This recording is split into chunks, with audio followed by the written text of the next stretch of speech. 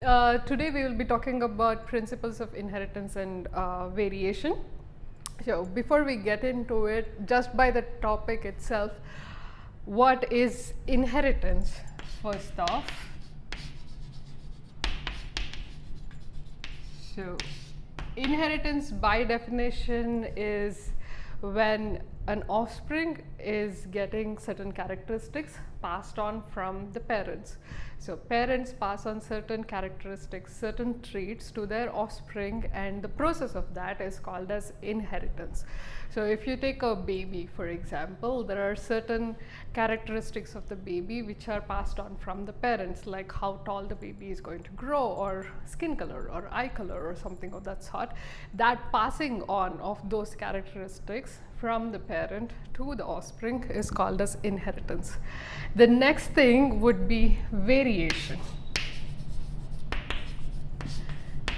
Now, what is variation? Variation is when now if you take the same example that I gave before of a baby, although a lot of characteristics are passed on from the parent to the offspring, and a lot of characteristics are seen similar in the baby as that of the parent, there are also certain characteristics which are not similar, and that is where variation comes in, as in an offspring which has characteristics which are not that of the parent.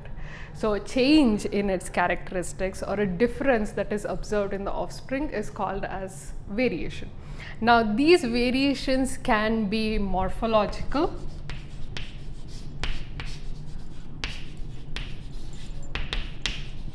meaning something that is seen, a characteristic that is seen, as in whatever is visible on an offspring, that is morphological. It can be physiological,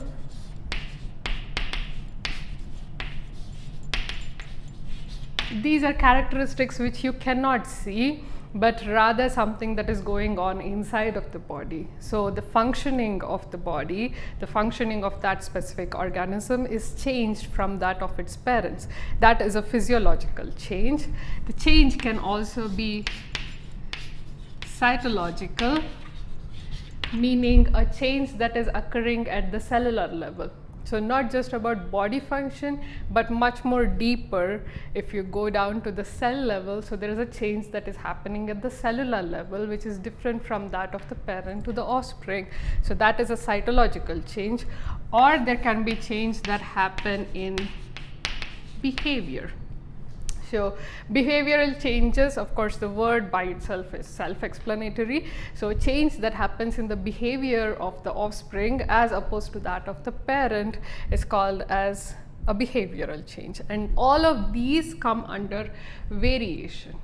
Now once these two things are known, inheritance and variation combined together brings us to genetics. Genetics will be the study of both inheritance and variation. So when you study not only just the passing down of certain characteristics from the parent to the offspring, but also studying what different characteristics came up in the offspring which is different from that of the parent. Studying those two things combined, so inheritance and variation, is called as genetics.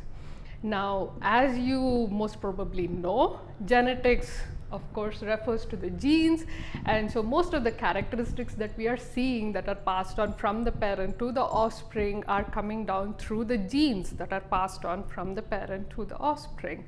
Now that brings us to another thing called as epigenetics.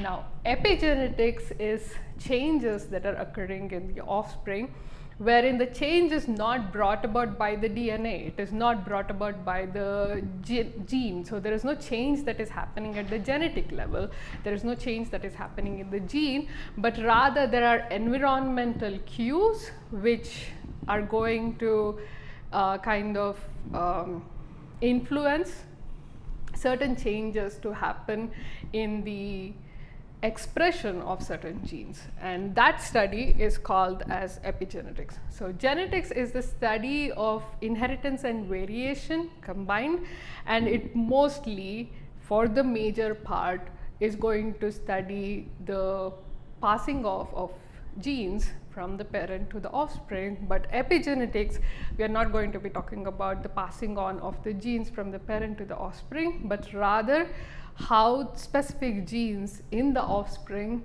is going to get expressed in the offspring itself because of the environment in which the offspring is growing up. When you talk about genetics and genes, the one name that comes to mind majorly is Mendel, Gregor Mendel. He is known as the father of genetics, and he did do a lot of experiments and a lot of study which formed the basis for genetic studies in this day and age. But he was not the first person to start doing studies in a genetic environment. It was actually two other scientists. One is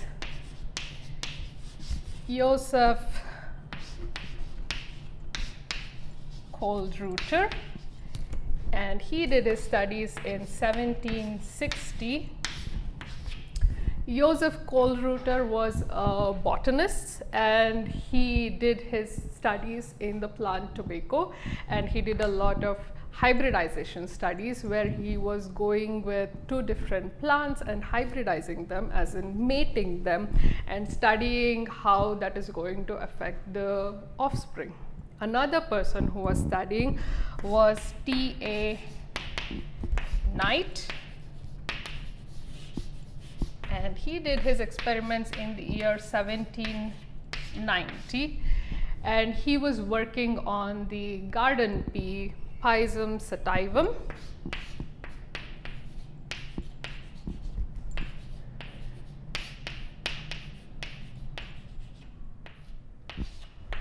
Pisum sativum is the binomial nomenclature for garden pea. Now, Joseph Kohlreuter was doing hybridization studies with tobacco, and T.A. Knight was doing hybridization studies with garden pea, which is Pisum sativum. Although they were doing a lot of hybridization studies, they never could come up with results which were concrete, results which could be made into a principle. And that is where Gregor Mendel comes in.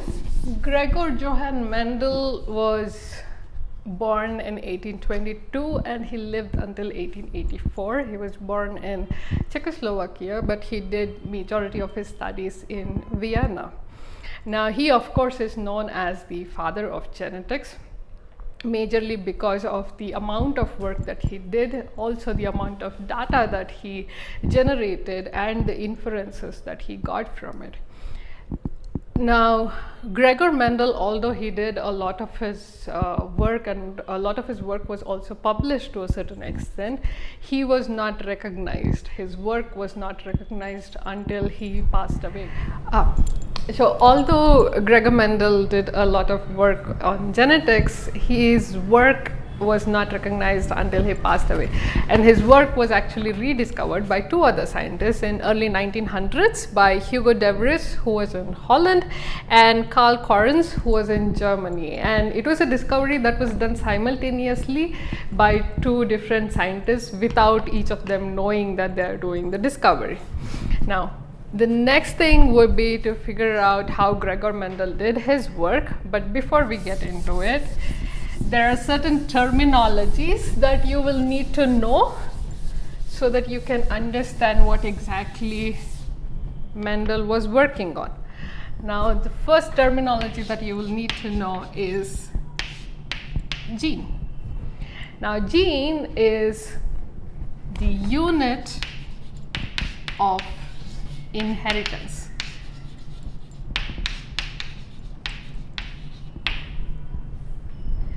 That means that it is that one unit for each and every character that is being expressed in an organism. So gene is the unit of inheritance, meaning every single character that is being inherited by the offspring is being done by the gene or because of the gene. Now, gene is something that is found on the DNA, which is the deoxyribonucleic acid, and by extension it is found on the chromosome, because chromosomes are nothing but condensed form of DNA.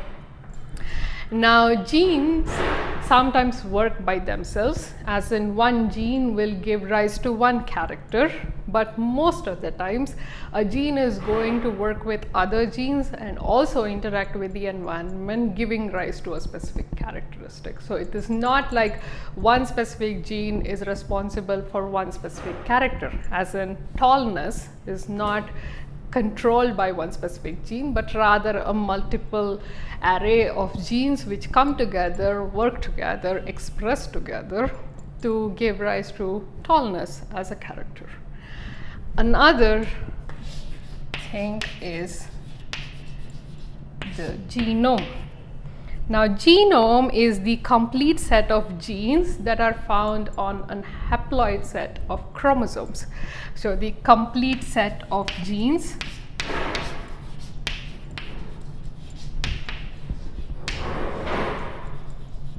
which are found on a haploid set of chromosomes. Now, haploid set of chromosomes are usually designated by N, a small letter n.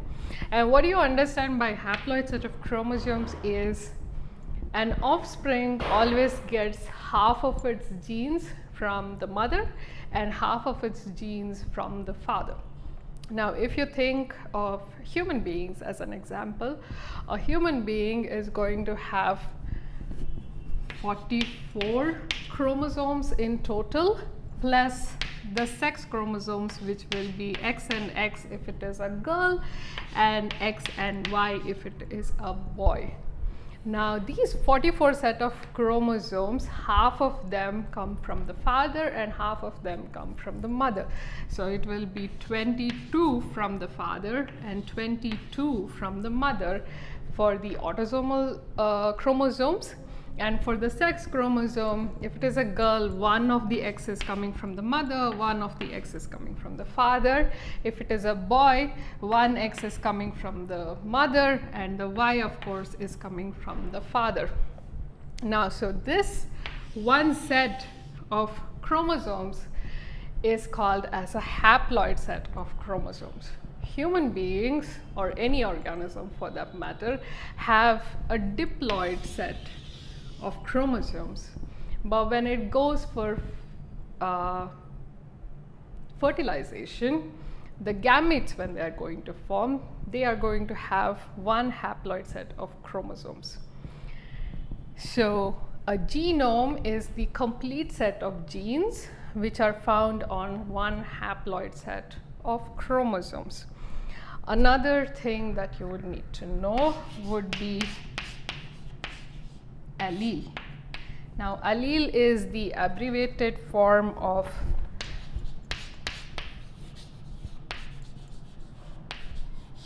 allelomorph. Now, what does allele mean? Allele is the different variants of one specific gene that can be found. So, it is one gene, but it has different variants, as in different characteristics are coming from one specific gene, and that different characteristics are coming from each of the variant of a gene. So if you think of a plant that is tall, let's say a tall plant, and let's say we are going to denote it by a capital letter T. And a dwarf plant, we are going to denote it by a small letter t.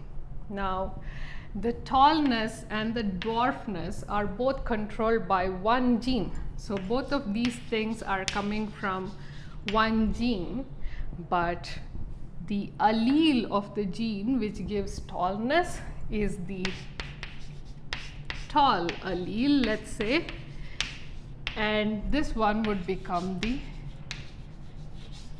dwarf allele.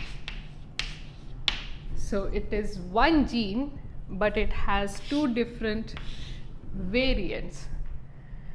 Now, a gene can have two or more variants, so there is no limit on how many different variants a gene can have, but majorly, most of the times they have two different variants.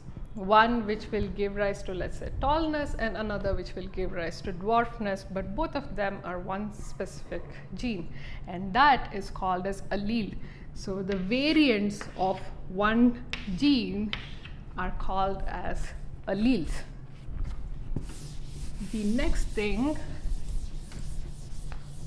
that you would need would be locus, the plural form of which is loci.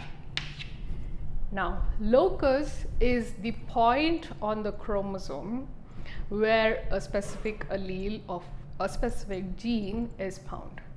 So, it's a physical location on a chromosome where a specific gene and therefore that specific allele is found. So, if you're drawing the picture of a chromosome, which is like that, and there is a specific location where the tallness gene is found, or rather the tallness allele, in a diploid set of chromosomes, in the same location the dwarfness allele would be found. So this is where the gene for height is found, but the variant which is tallness is found on one chromosome, and the variant which is dwarfness is found on another chromosome, but both of them are found at the same location, physically the same location on a chromosome. So the physical location of a gene and then its alleles on a chromosome is called as the locus. So you can remember it as location. So the location of a specific gene, the physical location of a specific gene and its alleles on a chromosome is called as the locus or the loci. Now the other thing is homozygous and heterozygous.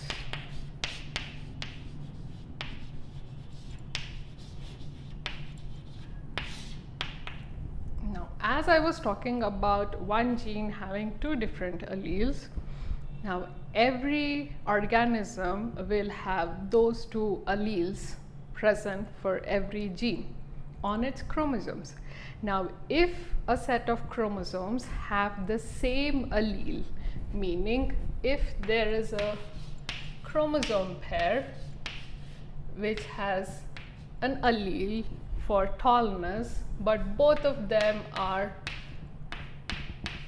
the tallness allele, which is capital T, then it is called as homozygous, meaning both of them are same. And that is opposed to heterozygous, where one of them would have capital T and another would have the dwarfness allele. So if the alleles for a specific gene are the same, as in you have both tallness and tallness allele of the gene for height present on a homologous pair of chromosomes, then it is called as a homozygous organism. It can be a plant or an animal. Now, if it is reversed, as in if the allele found for that specific gene, which in this case the gene for height, on one homologous pair is tallness and another homologous pair is dwarfness, then it is called as heterozygous. So homozygous is something that will have the same, heterozygous is something that will have different. The next thing to know would be dominant gene. So what is it that you would call as a dominant gene? A dominant gene is the variant of the gene, as in a specific allele, which is going to express irrespective of whatever allele is found. So if you take the same example that I was giving for heterozygous and say that one chromosome has tallness and the other chromosome has dwarfness.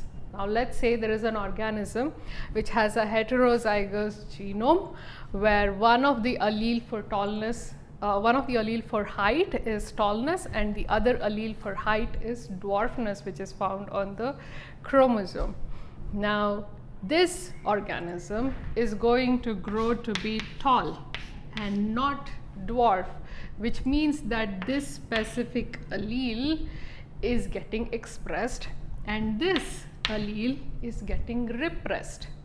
So this one is getting expressed, this one is getting repressed. So a dominant gene is a gene that is going to express irrespective of what its other allele is there in the haploid set of chromosomes. So irrespective of whatever other gene is present, one gene is going to get expressed, and so that gene which gets expressed is called as a dominant gene. Now the reverse of that would be a recessive gene, and a recessive gene will be one that does not get expressed when a dominant gene is present. So in the same example, you have tallness and you have dwarfness, and this is not going to get expressed as long as the dominant gene is present, and that is called as a recessive gene. It will get expressed only when both of the alleles are recessive genes. So if you have two of them as recessive or dwarf alleles, then the dwarfness will be expressed.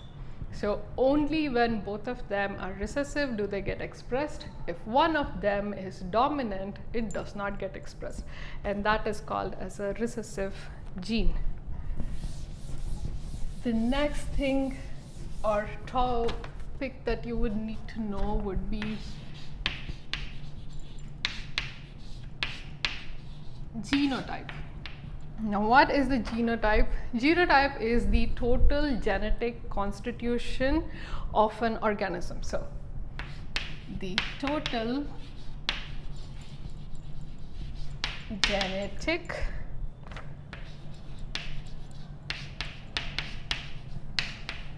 constitution of an organism, and it is inherited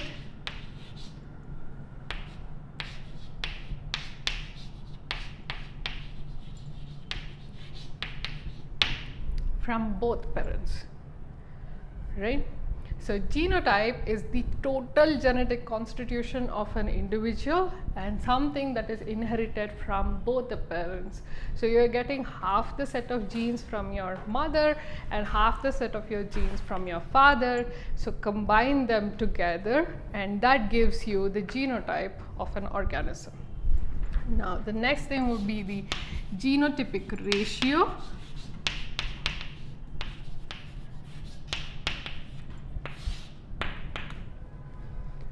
Now, genotypic ratio is the different kind of genotypes that will occur in a population. So, if you are going to take a specific genotype individual and mate them with another different kind of genotype individual, the amount of offsprings that you will get and the percentage of different genotypes that will occur in each of the offspring, that taken together as a statistical study is the genotypic ratio. So a genotypic ratio is the proportion of different genotypes that you will find in a population, not in one individual but in a population. Now the other thing will be the phenotype.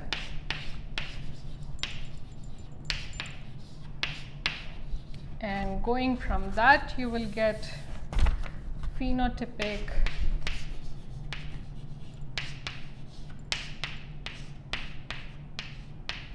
ratio. So now we were talking about genetic constitution. If we talked about the genotype, phenotype will give you the structural and functional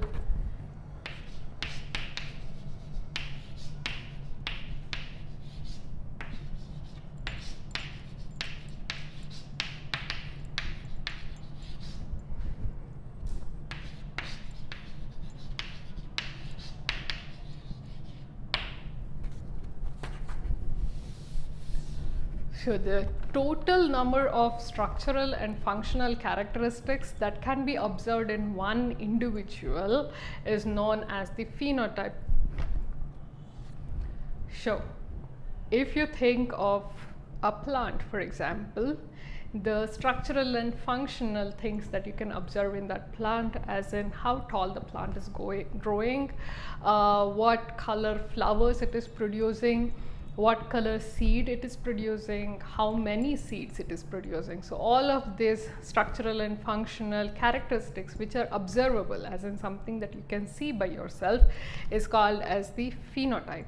And phenotypic ratio is the same like genotypic ratio. So instead of taking the different kinds of genotypes that you will see in a population, you are looking for the different kinds of structural and functional characteristics that you will see in a population. So if you take one specific phenotype and mate it with another different phenotype, the number of offsprings that you will get will have different kinds of phenotypes. So if you take, let's say, a purple flowered plant and mate it with a white flowered plant, the kind of offsprings that you would get would either have purple color, white color, or maybe a pink color. So taking into consideration how many different plants have purple color, how many different plants have white colored flower, and how many different plants have, let's say, pink colored flower, and taking that as a statistical study will give you the phenotypic ratio of it all. Okay. So now that we are done with the different kinds of definitions for each and every thing that I already told, we can move on with Mendelian genetics. Now, like I was saying, although there were a whole lot of scientists who worked on hybridization techniques before Mendel was different because he used a specific method. Now, Mendel, of course, was working with garden pea, which is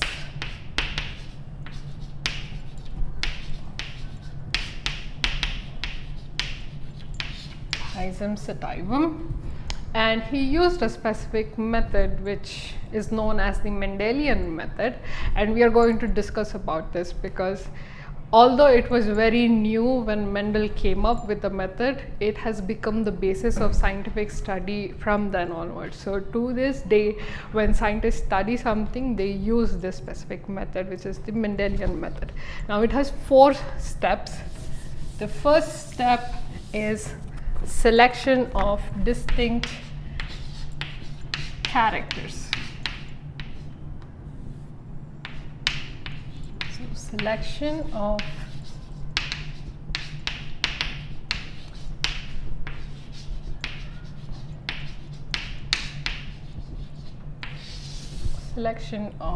distinct characters. This is the first step in the study of Mendelian method. Now, Mendel, for his study, used 7 different characters or traits, as can be called. Now, the different traits that he used were as opposed to height, which was tall, or dwarf. So anything that is written in the capital letter will be the dominant trait, and anything that's written in the small letter will be the recessive trait. And this is the trait that is being studied, the 7 different traits. So with height, after that it was flower position. So flower position can be axillary, which is the dominant character, and then you have terminal, which is the recessive character. After that it was flower color, which was purple, which is dominant, and white, which is recessive. And you have pod shape, which can be inflated, which is capital I, or constricted,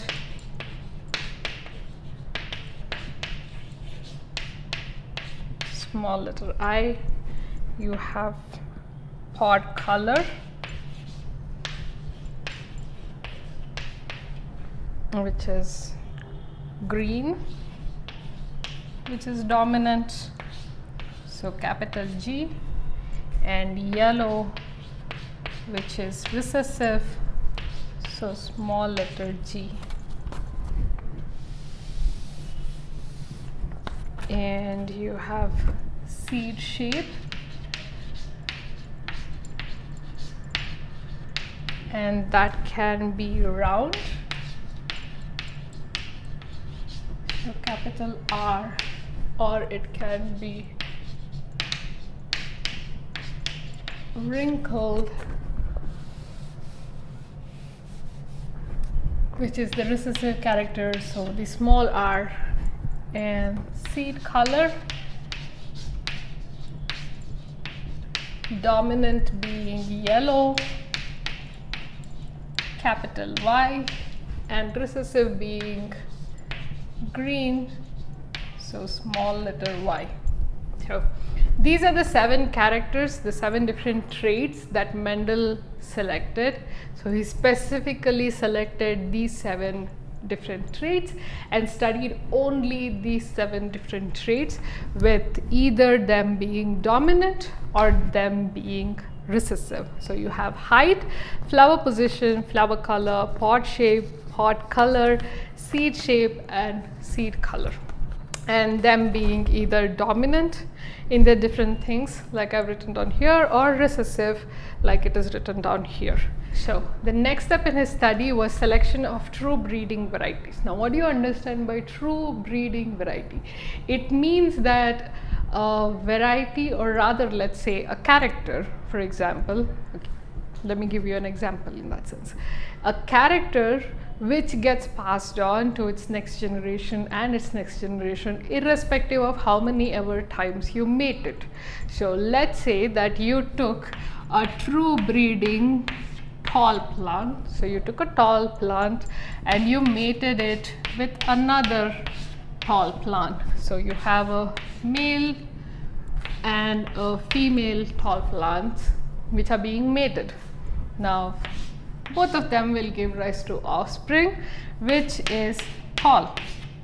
Now if you mate these offsprings again, you will get a tall plant, and if you mate them again, you will get a tall plant. So irrespective of how many ever matings that you do, you will still retain the characteristic as it is. So irrespective of how many ever times you mate a tall plant with a tall plant, you will eventually every single time get an offspring which is tall. So that is called as a true breeding variety. So irrespective of how many ever times you mate it, it is going to retain its character, and if it does, then it is called as a true breeding variety. And that was his second step. So the first step was to figure out what all characters he wants to study. Second was to figure out which of the plants were going to show the same character irrespective of how many ever times they were mated. So that gave him true breeding varieties. The third step was to do controlled fertilization. What is controlled fertilization? Now, the study that Mendel was doing was with a plant, garden pea. Now, garden pea is a self-pollinator.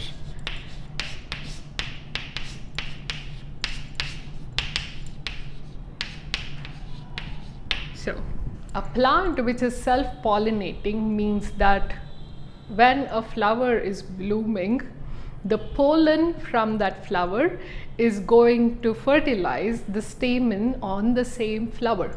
So if you take a flower, you have two different parts of the flower, the anther which is going to carry the pollen grains on it, and the stamen which needs to get the pollen and get fertilized and then give rise to a fruit later on. Now, there are cross fertilizations or cross pollinators in this case, and self pollinators. So, cross pollinators is when a pollen grain from a different plant is going to come and fertilize the stamen of another plant. But self pollinators are when the pollen grain from the same plant, so the same flower, is going to fertilize the stamen of the same flower. Now, this was a problem for Mendel because he wanted to study different kinds of traits of different kinds of plants. So, he wanted to control the fertilization, and he did this by taking off the anther of every flower that was coming out. So, what he would do was to cut off the anther. So, the anther is the one that contains the pollen grains. Right? So, what Mendel would do would be to cut off the anther from the flowers, every single flower of the plant. He would cut off the anther and therefore take out the pollen grain, and therefore the stamen of the flower could not get fertilized. And then he would fertilize that flower stamen with a plant of his choice. So, if he was working with, let's say, a plant that has purple colored flower, and then the opposing of it would be a white colored flower plant. So, if he wanted to fertilize the purple colored flower bearing plant with the white color flower bearing plant, then he would take the anther from here, he would cut the anther from here, and then fertilize the stamen of the purple flower. Of course, the purple flower also the anthers would be cut because you don't want the same fertilization happening. So, both the anthers are cut, and he would take the anther from the white flower and fertilize the stamen on the purple flower. And he can do the vice versa also, as in the anther from the purple flower is cut and it is used to fertilize the white flowered plant. Now, this was controlled fertilization because he was not allowing nature to do the fertilization, but rather he was manually doing the fertilization, and that is how he controlled what plant is going to fertilize with what other plant, and therefore study what kind of traits are getting passed on to the next generation if he mates purple with purple, white with white, or purple with white. Okay, so that is the third step, which was controlled fertilization. The next step was pedigree analysis. Okay, so although the first three steps are very, very important, those were something that was done by other scientists also. Where Mendel differed was when he started keeping pedigree records. So, pedigree record is nothing but keeping in mind what plant you are mating with what plant. So, knowing that you are mating a tall plant with, say, a dwarf plant, or vice versa, or you're mating a tall plant with a tall plant or a dwarf plant with a dwarf plant. So, remembering, or rather having a record of what kind of mating is taking place, also having a record of how many offsprings are being produced,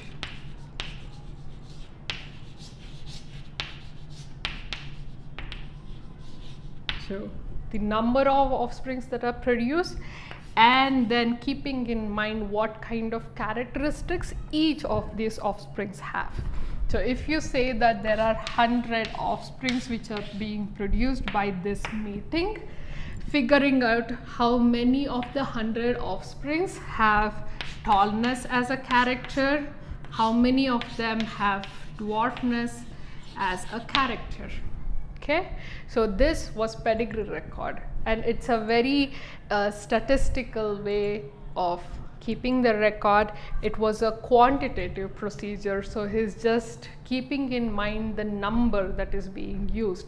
So how many tall plants were mated with how many dwarf plants, and how many offsprings were produced, and how many of them had a specific characteristic like tallness, or how many of them had a specific characteristic like dwarfness. So these give the 4 different steps that Mendel used, which is known as the Mendelian method, which became the basis for any kind of scientific study in today's day and age.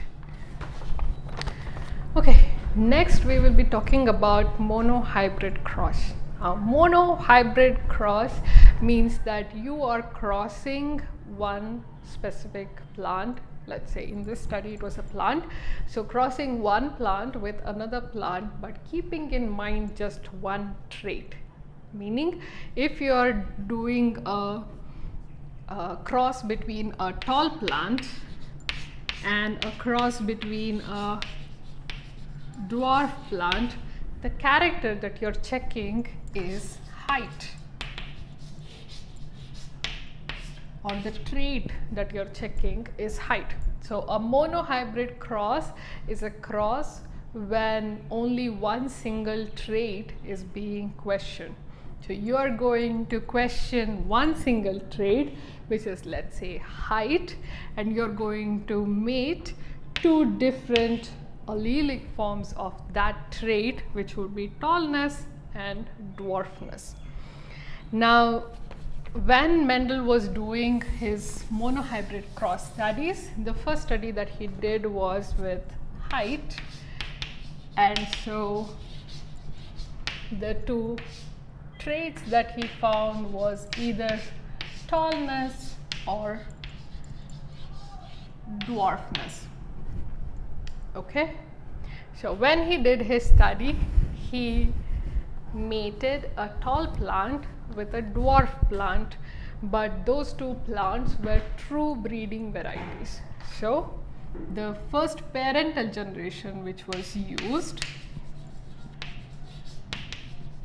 was a true breeding tall plant, which was mated with a true breeding dwarf plant.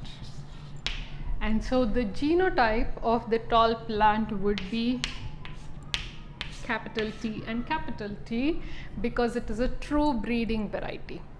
And the genotype of the dwarf plant would be small t and small t, because it is again a true breeding variety. Now, if you think of tallness and dwarfness, because they are characters which are visible, characters which can be seen by the eye, this is a phenotype. Now, the genetic makeup which gives rise to the tallness is, of course, the genotype.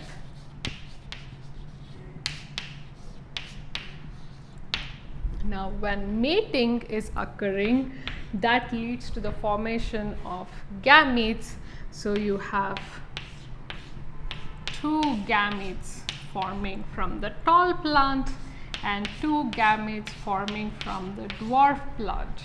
So these are the gametes. Now, when mating is occurring, it's a very random thing that happens. A gamete from the male is going to mate with a gamete from the female. So if we think of this as a male plant and this as a female plant, a gamete from the male plant is going to mate with the gamete of a female plant, and this is an event which is going to happen randomly. But there is a way that we can study this, and that is through Punnett square.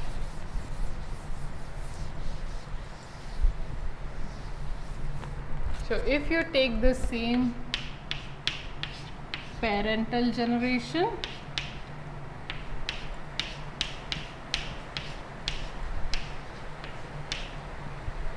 then you have gametes,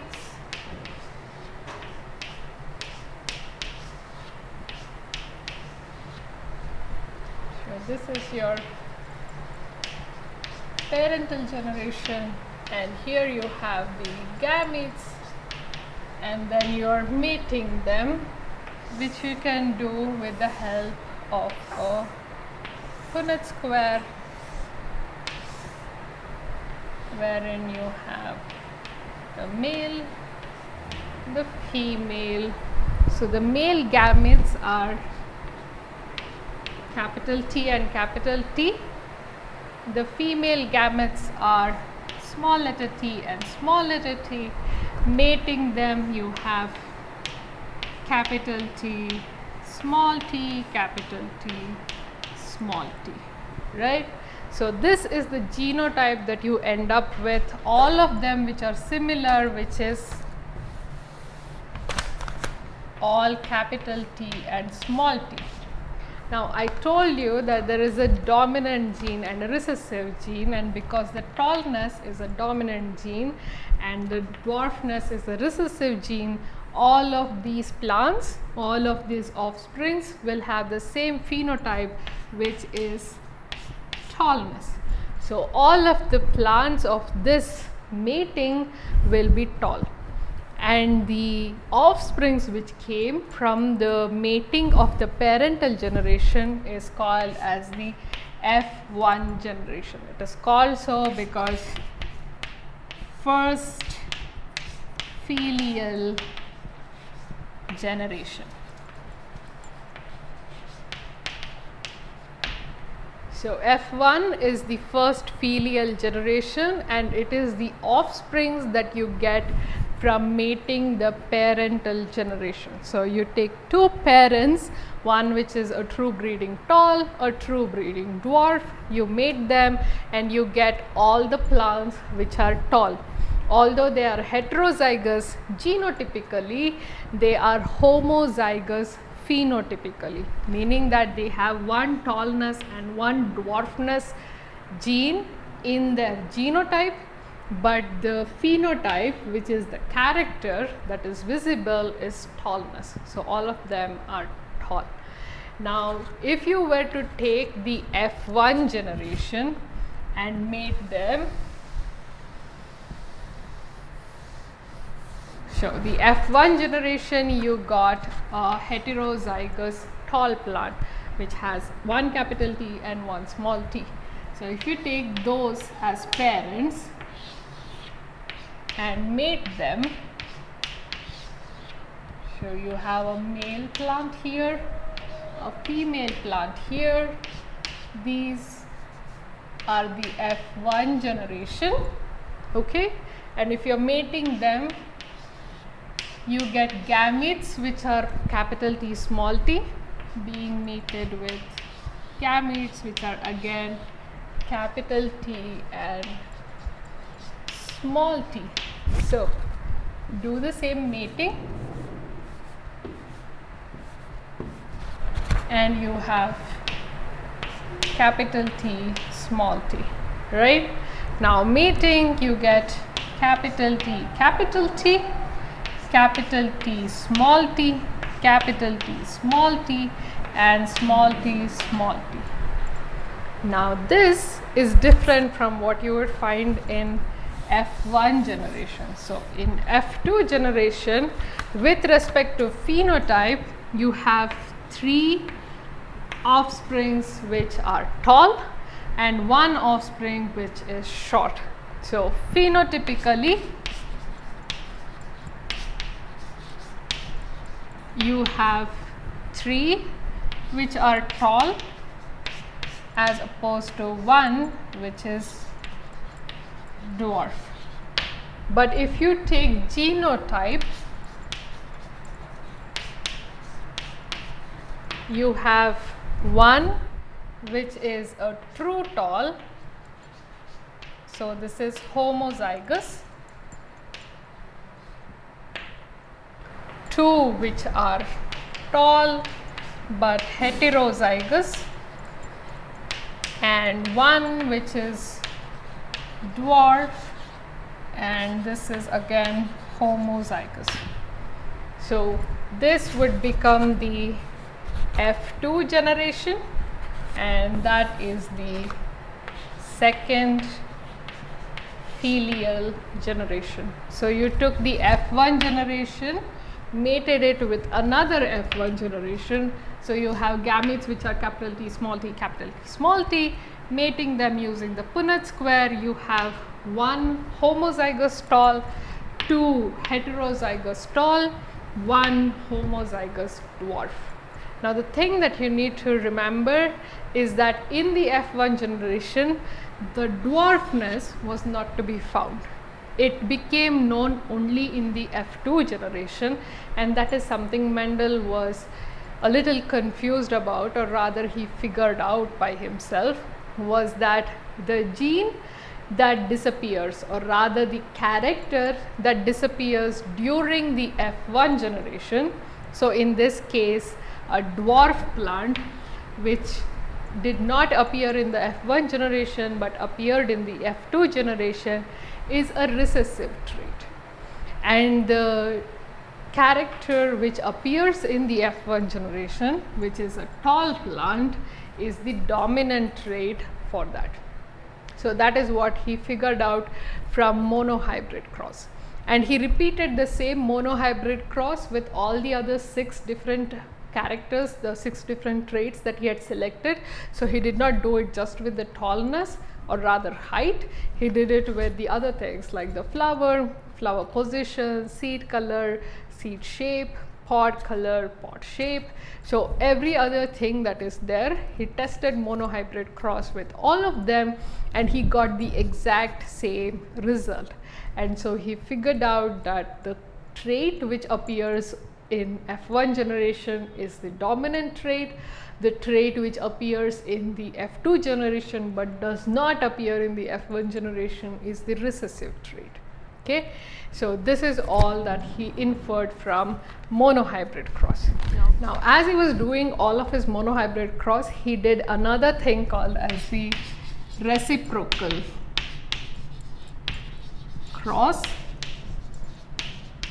A reciprocal cross is when, for example, if he took a true breeding tall plant which was male, he crossed it with a true breeding dwarf plant which was female. Now this is what he used in monohybrid cross. Now reciprocal cross is when you reverse them, as in you take a true breeding tall plant which is not male but female, and then cross it with a true breeding dwarf plant which is not female but male. So this is reciprocal cross, wherein you take the same genotypes, the same phenotypes, but instead of going with male and female for tallness and dwarfness, you reverse them, go with female for tallness and male for dwarfness. So even if you reverse the gender of the parental generation, the answer that you get for F1 generation is the same, and the answer that you would get for F2 generation is the same. The result did not change just because the gender of the parental generation was changed. And through this also Mendel came to know that the monohybrid cross that he is doing will not change its result irrespective of different characters that he uses. So the result is going to be the same if he tests height or seed color, and the result is going to be the same if he changes the gender of the parental generation. So based on these results, he postulated Mendel's laws.